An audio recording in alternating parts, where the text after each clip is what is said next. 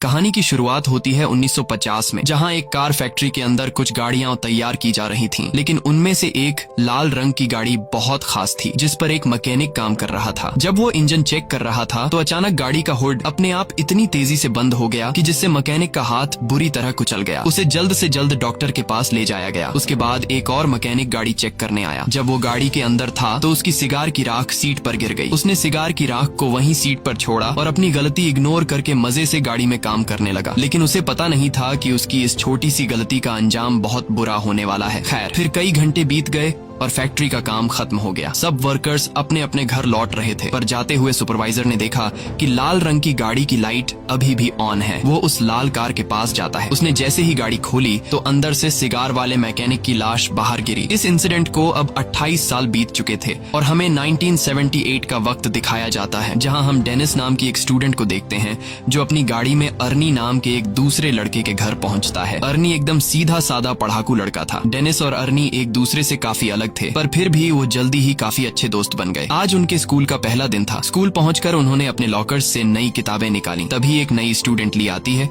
और अपनी खूबसूरती से सब स्टूडेंट्स को अपनी ओर आकर्षित कर लेती है। डेनिस ली को देखते ही उस पर फिदा हो जाता है। बाद में जब डेनिस और अर्नी घर लौट रहे थे तो अर्नी को अचानक एक घर के बाहर एक लाल रंग की गाड़ी दिखाई दी। अर्नी ने जब गाड़ी को देखा तो उसने डेनिस को तुरंत रुकने को कहा। उन्होंने जब पास जाकर देखा तो वो एक पुरानी जंग लगी हुई खटारा कार थी, लेकिन अर्नी को ये कार बहुत पसंद आई। वो वही फैक्ट्री वाली कार थी जिसे हमने कहानी की शुरुआत में देखा था, और अब उसकी हालत बिल्कुल खटारा हो चुकी थी। लेकिन अर्नी को इससे कोई फर्क नहीं पड़ा और वो उसी पल गाड़ी का दीवाना हो गया। तभी गाड़ी का मालिक जॉर्ज वहां आया और उसने कहा कि इस गाड़ी का नाम क्रिस्टीन है और ये उसके भाई की कार है जिसकी कुछ हफ्तों पहले ही मौत हो गई। दरअसल जॉर्ज जल्द से जल्द इस गाड़ी से छुटकारा पाना चाहता था, इसलिए वो इसे सिर्फ $250 में बेचने को तैयार हो गया। डेनिस ने अर्नी से कहा कि इतनी खटारा गाड़ी पर पैसे क्यों लगा रहा है, कोई दूसरी अच्छी सी गाड़ी खरीद लो, इसे दोबारा रिपेयर करने में तुम्हारे बहुत पैसे बर्बाद हो जाएंगे। मगर अर्नी ने बिना सोचे समझे उसी वक्त गाड़ी खरीद ली। फिर शाम को जब वो घर लौटा तो उसके माँ बाप ने उसे गाड़ी खरीदने के बारे में पूछा, जिस पर अर्नी की माँ बहुत गुस्सा हो गई। उसने अर्नी को डांटा और कहा कि जल्दी से इस कार को उसके मालिक के पास वापस कराओ। लेकिन अर्नी ने उनकी एक नहीं सुनी, क्योंकि उसने गाड़ी अपने जमा किए हुए पैसों से खरीदी थी। लेकिन अर्नी की माँ बहुत सख्त थी। उसकी माँ कहने लगी कि ये गाड़ी इस घर में नहीं रहेगी। जिसके बाद अर्नी डेनिस के साथ गाड़ी को लेकर एक गैराज में पहुंचा। वहां वो गैराज के मालिक से मिले, जो एक नंबर का खड़ूस इंसान था। वो उस गाड़ी को गैराज में नहीं खड़ा करने दे रहा था, लेकिन अर्नी बहुत ही शराफत से बार बार उससे रिक्वेस्ट करता है कि प्लीज इस गाड़ी को गैराज में खड़ा कर दो। जिसके बाद गैराज का मालिक मान जाता है और अर्नी को वहां अपनी गाड़ी रखने की इजाजत दे देता है। रास्ते में डेनिस ने अर्नी से पूछा कि उसने क्रिस्टीन जैसी घटिया और खटारा गाड़ी क्यों खरीदी। इस पर अर्नी ने कहा कि उसने ये गाड़ी नहीं चुनी, बल्कि इस गाड़ी ने उसे चुना है। अगले दिन स्कूल में डेनिस लंच के दौरान अर्नी का इंतजार कर रहा था। काफी देर तक जब अर्नी नहीं आया तो वो उसे ढूंढने निकला। तब उसने देखा कि बड़ी नाम का एक बदमाश लड़का अर्नी को परेशान कर रहा था और उसका लंच बॉक्स लेकर अर्नी को चाकू से धमका रहा था। डेनिस ने बीच में आने की कोशिश की, तभी बड़ी ने लंच जमीन पर फेंक दिया और अर्नी को उस पर गिरा दिया। इससे बेचारे अर्नी का चश्मा गिर गया तो बड़ी ने उसे अपने पैरों तले कुचलकर तोड़ डाला। उसके बाद बड़ी अर्नी की हालत पर हंसने लगा, पर तभी डेनिस ने मौका देखकर बड़ी पर हमला कर दिया। उसी समय बड़ी की गैंग ने डेनिस को घेर लिया। तभी जल्दी ही एक टीचर ने वहां आकर लड़ाई रुकवाई। अर्नी ने टीचर को बताया कि बड़ी ने उसे चाकू से धमकाया है, लेकिन बड़ी ये मानने को तैयार नहीं था। तब टीचर ने उसे अपनी जेब खाली करने को कहा, तो बड़ी जेब खाली करते वक्त उसकी जेब से वही चाकू निकला। आखिरकार टीचर ने बड़ी और उसके गैंग को ऑफिस में भेज दिया, जिसके बाद बड़ी को स्कूल से निकाल दिया गया। इसी तरह कई हफ्ते बीत गए और आर्नी दिन रात मेहनत करके गाड़ी ठीक करने में जुटा हुआ था। उसी वक्त गैराज का मालिक आता है और वो आर्नी की रिपेयरिंग के काम को देखते हुए उसे अपने साथ काम पर रख लेता है। वो आर्नी से कहता है कि काम के बदले में तुम अपनी गाड़ी के लिए कुछ पुर्जे इकट्ठा कर सकते हो। आर्नी ने इसके लिए हाँ कर दी और फिर दिल लगाकर गाड़ी ठीक करने में जुट गया। मगर उसे इस बात का एहसास ही नहीं हुआ कि गाड़ी को ठीक करते करते उसे क्रिस्टीन से हद से ज्यादा लगाव हो गया है। अगले दिन स्कूल में कुछ दोस्त नई लड़की ली के बारे में बात करते हैं और डेनिस को चैलेंज करते हैं कि वो लाइब्रेरी में जाकर ली से बात करके दिखाए। वो अपने दोस्तों के चैलेंज को एक्सेप्ट करते हुए ली के पास पहुंच जाता है, लेकिन बातचीत करने से पहले ही ली डेनिस से कहती है कि उसके पास पहले से ही एक बॉयफ्रेंड है। डेनिस को ये बात बहुत बुरी लगती है और दोस्तों के सामने शर्मिंदा होकर टेबल छोड़ देता है। फिर शाम को डेनिस आर्नी से मिलने गया, क्योंकि वो काफी दिन से मिले नहीं थे। लेकिन उसने देखा कि आर्नी पहले से बहुत ज्यादा बदल चुका था। वो बिना चश्मे के स्टाइलिश कपड़े पहनकर एकदम हीरो टाइप लग रहा था। वो ज्यादा देर डेनिस से बात करने के लिए भी नहीं रुका रुका और गैराज में काम करने चला गया। उसकी माँ ने उसे रोकने की कोशिश की, लेकिन आर्नी उन्हें इग्नोर करके चला गया। आर्नी की माँ ने डेनिस से कहा कि वो आर्नी और उसकी नई गाड़ी की वजह से बहुत परेशान है, क्योंकि उन्हें पता चला था कि गाड़ी के पिछले मालिक की गाड़ी के अंदर ही दम घुटने से मौत हो गई थी। ये सुनकर डेनिस जॉर्ज से मिलने पहुंचा तो जॉर्ज ने उसे अपने भाई की कहानी सुनाई। उसने बताया कि जब उसके भाई ने क्रिस्टीन को खरीदा था तो वो पूरी तरह उसका दीवाना हो गया था। उसी गाड़ी में उसकी पत्नी और बेटी ने भी अपनी जान गंवाई थी और फिर उसके भाई की मौत के बाद ये गाड़ी न जाने कैसे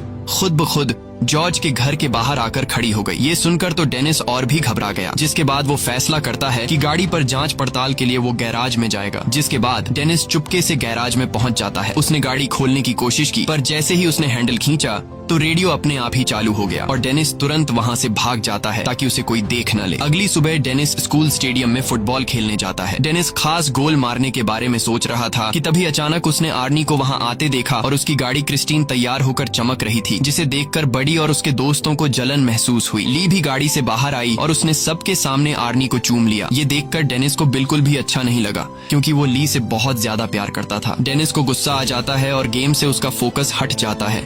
इसी मौके का फायदा उठाकर दूसरी टीम का प्लेयर उसे धक्का देकर गिरा देता है। उस धक्के से डेनिस इतनी जोर से जमीन पर गिरा कि वो तुरंत ही बेहोश हो गया और उसे बहुत गहरी चोट भी आई। इस इंसिडेंट के कई दिन बाद डेनिस की आंख खुली तो उसने देखा कि वो एक हॉस्पिटल में है। उसकी टांग और गले में प्लास्टर लगा हुआ था। आर्नी भी उसे मिलने आया था। तब डेनिस को रियलाइज हुआ कि उसका दोस्त कुछ ज्यादा ही तेजी से बदल रहा है। 1 महीने पहले वो एक डरपोक और शर्मीला सा लड़का हुआ करता था, जो किसी से खुलकर बात भी नहीं कर सकता था। खैर, आर्नी जल्दी ही उसे अलविदा कहकर निकल गया। फिर शाम को वो ली के साथ मूवी थिएटर गया और बाद में वो दोनों गाड़ी में ही एक दूसरे को चूमने लगे। पर जब बात उससे आगे बढ़ी तो ली अचानक उतरकर गाड़ी से बाहर आ गई। आर्नी उसके पीछे गया तो ली कहने लगी कि मुझसे ज्यादा तो तुम इस गाड़ी से प्यार करते हो। आर्नी को उसकी बातें बहुत अजीब लग रही थीं, लेकिन फिर अचानक बारिश शुरू हो जाती है, जिसकी वजह से वो जैसे तैसे ली को मनाकर वापस गाड़ी में बैठाता है। लेकिन तभी विंडशील्ड खराब हो जाती है, जिसको ठीक करने के लिए आर्नी बाहर निकलता है। ली अंदर अकेली गाड़ी में बैठकर कुछ खाने लगती है कि अचानक गाड़ी का रेडियो अपने आप चालू हो गया। उसी समय डैशबोर्ड से बहुत तेज रोशनी आई और ली को लगा कि उसका गला घुट रहा है, उसे सांस नहीं आ रही थी। तो आर्नी तुरंत उसकी मदद के लिए दौड़ा, मगर गाड़ी अंदर से लॉक हो चुकी थी। उधर ली दम घुटने से मरने ही वाली थी कि बिल्कुल सही वक्त पर वो अंदर से दरवाजा खोलने में कामयाब रही और तभी साथ खड़े एक आदमी ने जैसे तैसे उसे खींचकर बाहर निकाला। ये देखकर आर्नी को उस आदमी पर गुस्सा आया। आर्नी को लगा कि वो आदमी ली के साथ फ्लर्ट कर रहा है, पर वो आदमी तो सिर्फ ली के गले में फंसा हुआ खाना निकाल रहा था। ये सब होने के बाद आर्नी ली को घर वापस छोड़ आया। ली गाड़ी से निकलते ही घर में घुस गई और उसने कहा कि वो आर्नी से कोई बात नहीं करना चाहती। आर्नी ने उससे माफी मांगने की कोशिश की, पर ली के दिमाग में ये बात कंफर्म हो चुकी थी कि इस गाड़ी ने मुझे मारने की कोशिश की है। और तो और उसे लगता था कि क्रिस्टीन उससे जलती है, क्योंकि जब भी वो गाड़ी में एक साथ होते हैं तो कुछ न कुछ गड़बड़ हो जाती है। ये सब सुनकर आर्नी को लगा कि ये ली का सिर्फ वहम है, इसलिए उसने कहा कि वो कल बात करेंगे। फिर आर्नी वापस गाड़ी में बैठा, मगर गाड़ी चालू ही नहीं हो रही थी, जैसे क्रिस्टीन नाराज हो गई हो। तब उसने क्रिस्टीन से बात करते हुए कहा कि आज ली के साथ जो भी हुआ इससे कोई फर्क नहीं पड़ता, क्योंकि वो हमेशा प्यार सिर्फ क्रिस्टीन से करेगा। उसके बाद उसने चाबी घुमाई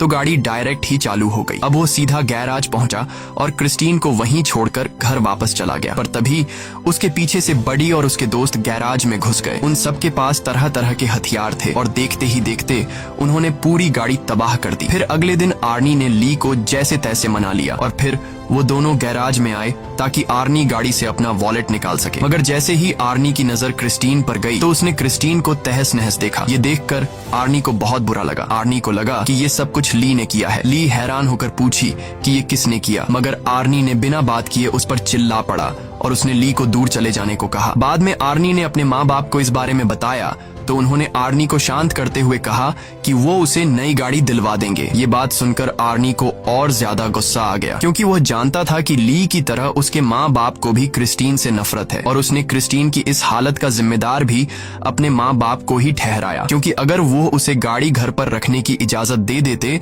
तो आज वो सही सलामत होती। फिर वो उन्हें और भी बुरा भला कहकर अपने कमरे में जाने लगा। उसके पापा ने उसे पीछे से पकड़कर अपनी माँ से माफी मांगने को कहा, मगर आर्नी और भी बुरा भला बोलता ही जा रहा था तो उसके पापा ने उस पर हाथ उठा दिया। आर्नी जवाबी कार्रवाई में अपने बाप को गले से पकड़ता है और करीब अपने बाप को मारने ही वाला होता है कि तभी वो उसे छोड़ देता है। उसके बाद वो चुपचाप घर से बाहर आ गया। वो सीधा क्रिस्टीन के पास पहुंचा और एक बार फिर से एक एक पुर्जा जोड़कर उसे ठीक करने का फैसला किया। मगर उसने अब जो देखा उसके पैरों तले जमीन ही खिसक गई। उसने देखा कि मानो जादू से गाड़ी अपने आप ही ठीक हो रही थी। आर्नी ने खुश होकर गाड़ी से पूछा कि वह और क्या क्या कर सकती है, और तभी क्रिस्टीन बिना मेहनत के पूरी तरह से ऑटोमेटिक खुद को रिपेयर कर लेती है। अगले सीन में हम रात को मूची नाम के एक लड़के को देखते हैं जो बडी का साथी था। वो सड़क के बीचों बीच एक ट्रक को रोक कर उसे लूट रहा था। अचानक उसे दूर से गाड़ी के इंजन की आवाज सुनाई दी। उसने थोड़ी पास जाकर देखा तो पता चला कि ये तो क्रिस्टीन है, जो एकदम नई होकर उसके सामने आकर खड़ी हो गई थी। वो समझ गया कि आर्नी को पता चल गया है कि उसने ही बडी के साथ मिलकर क्रिस्टीन को तहस नहस किया था। अब वो आर्नी से माफी मांगने लगा, पर अचानक गाड़ी की हेडलाइट जली और वो तेजी से मूची की ओर बढ़ने लगी। मूची उसी पल अपनी जान बचाकर भागा और सड़क के साथ मौजूद गली में छुप गया। उसे लगा कि अब तो गाड़ी उसका पीछा छोड़ देगी, मगर जल्द ही क्रिस्टीन दोबारा से उसके पीछे पड़ गई। अब मूची भागकर एक पुराने वेयरहाउस में घुस गया, लेकिन क्रिस्टीन ने उसका पीछा नहीं छोड़ा। आखिरकार मूची एक जगह फंस गया जहां से भागने का कोई रास्ता नहीं था। क्रिस्टीन ने उसे घेर लिया। मूची ने अपना चाकू निकालकर आर्नी को धमकी दी, पर क्रिस्टीन जबरदस्ती अंदर घुस गई और मूची को बेरहमी से कुचल दिया। फिर अगली सुबह आर्नी डेनिस से मिलने गया और उसे मूची की मौत के बारे में बताया। ये सुनकर डेनिस को बहुत हैरानी हुई। उसे ये भी समझ नहीं आ रहा था कि अगर क्रिस्टीन पूरी तरह तबाह हो गई थी तो वो अपने आप ठीक कैसे हो गई। मगर आर्नी ने कोई जवाब नहीं दिया और चुपचाप चला गया। बाहर जाते वक्त आर्नी से डिटेक्टिव जंकिंस मिलने आया और भरोसा दिलाया कि वो क्रिस्टीन पर हमला करने वाले गुंडों को ढूंढ रहा है और साथ ही मूची के कत्ल का केस भी वो ही हैंडल कर रहा है। आर्नी ने कहा कि वो मूची की मौत के बारे में कुछ नहीं जानता, लेकिन वो इस खबर से बहुत खुश है। ये सुनकर डिटेक्टिव को आर्नी पर शक हो गया। उसने आर्नी को बताया कि उसकी गर्लफ्रेंड ने ये गवाही दी है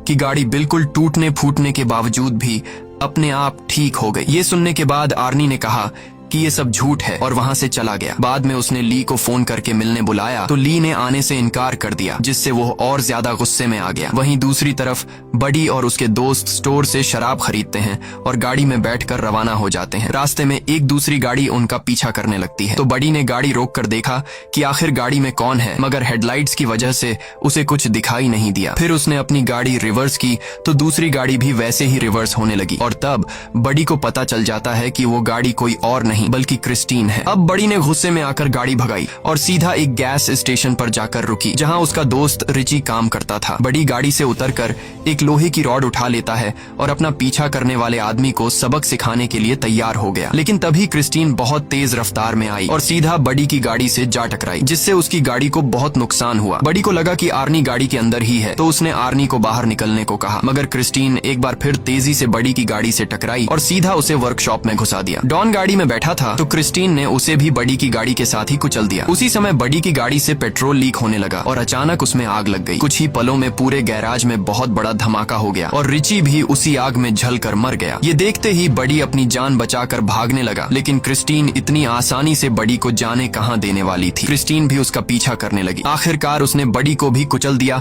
और वो वहीं जलकर राख हो गया। कुछ घंटे बाद गैराज के मालिक को किसी गाड़ी के आने की आवाज सुनाई दी। उसने देखा कि क्रिस्टीन धुएं से लिपटी हुई थी। उसे काफी हैरानी हुई क्योंकि आर्नी तो कोई दूसरी गाड़ी ठीक करने गया हुआ था। अब वो अपनी बंदूक लेकर देखने गया कि क्रिस्टीन के अंदर आखिर बैठा कौन है। उसने दरवाजा खोलने की कोशिश की पर वो बहुत ज्यादा गर्म थी और इसीलिए उसने कपड़े की मदद से दरवाजा खोला। जब उसने अंदर देखा तो पता चला कि गाड़ी के अंदर तो कोई भी नहीं है। वो परेशान हो गया कि आखिर इस गाड़ी को चला कौन रहा था। उसे कुछ भी समझ नहीं आया और वो खुद गाड़ी में बैठ गया। लेकिन ये उसकी जिंदगी की सबसे बड़ी गलती थी और अब उसे इस गलती का नुकसान भुगतना होगा, क्योंकि क्रिस्टीन आज कोई गवाह जिंदा नहीं छोड़ने वाली थी। अचानक गाड़ी का दरवाजा खुद ब खुद अंदर से बंद हो गया और फिर क्रिस्टीन सीट को डैशबोर्ड की तरफ धकेलकर उस गैराज के मालिक को मार देती है। फिर अगली सुबह जब आर्नी गैराज पहुंचा तो उसने देखा कि वहां कई सारी पुलिस कार्स मौजूद थीं। वो वहां डिटेक्टिव जंकिन से मिला तो पता चला कि क्रिस्टीन में गैराज के मालिक की लाश मिली है। इस पर आर्नी कहने लगा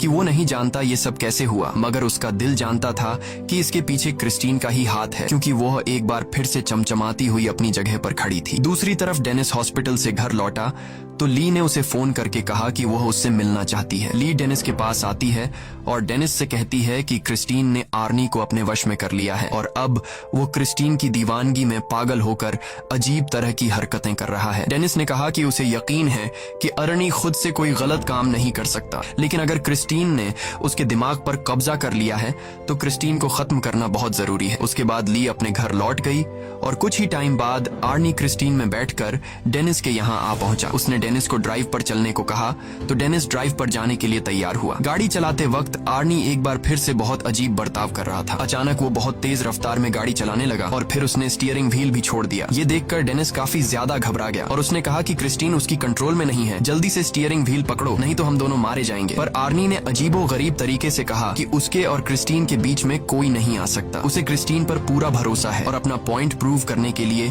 आर्नी कार को फुल स्पीड में दूसरी लेन में घुसा देता है। सामने से आ रही गाड़ी से उनकी टक्कर होते होते बचती है। अपने दोस्त को पागलपन की कगार पर देखकर अब वो खुद कुछ करने का फैसला करता है। अगले दिन डेनिस ने क्रिस्टीन के बोनट पर एक नोट लिखा जिसमें वो आर्नी से कहता है कि वो शाम को गैराज में मिले। शाम को डेनिस और ली वर्कशॉप में उसका इंतजार कर रहे थे, लेकिन आर्नी नहीं आया तो वो दोनों पास खड़े बुलडोजर में बैठकर उसे वर्कशॉप के अंदर ले आए। उन्होंने प्लान बनाया कि ली ऑफिस में रहेगी और आर्नी के वहां आते ही गेट को बंद कर लेगी और उसी मौके का फायदा उठाकर डेनिस बुलडोजर से क्रिस्टीन को तबाह कर देगा। जल्द ही प्लान के मुताबिक ली ऑफिस में जाने लगी, लेकिन वो ये नहीं जानते थे कि क्रिस्टीन पहले से वर्कशॉप में ही पर्दे के पीछे छिपी हुई है। फिर गाड़ी ने अपनी हेडलाइट्स उनकी ओर की और ली को कुचलने के लिए आगे बढ़ी। ली ने जैसे तैसे हवा में लटके हुए एक टायर को पकड़कर अपनी जान बचाई, लेकिन क्रिस्टीन ने भी हार नहीं मानी और दोबारा उस पर अटैक करने के लिए आगे बढ़ी। तभी डेनिस बुलडोजर का पंजा उसके सामने ले आया ताकि ली को क्रिस्टीन टक्कर न मार सके। उसके बाद क्रिस्टीन पीछे हटकर वर्कशॉप के दूसरे किनारे पर चली जाती है, जबकि डेनिस बुलडोजर को